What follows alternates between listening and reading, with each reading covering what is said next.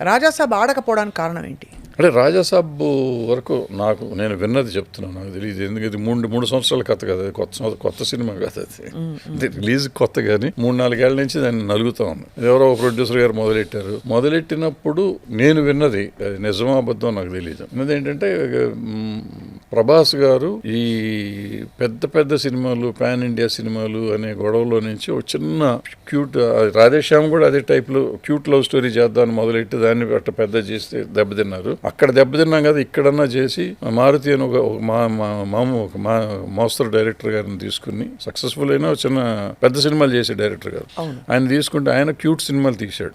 So అలాంటి cute cinema చేసుకుని తప్పగా ఒక చిన్న సినిమా చేసి మామూలు రేంజ్ లో చేసి మన తెలుగులో కూడా చేద్దాం అనే ఉద్దేశంలో మొదలెట్టారని నేను విన్నాను. దాన్ని మెల్లిమెల్లిగా పెంచుకుంటూ పోయి తీసి దాన్ని ఏదో పాన్ ఇండియా అనుకుని అది చేసి ఇది చేసి 2 సంవత్సరాల్లో సినిమా తీసేదాన్ని తీసి రీషూట్ చేసి అది చేసి ఇది చేసి అనుకున్న కథ లేకుండా చేసి ఉంటారు. నేను చూడలే సినిమా, నాకు తెలీదు.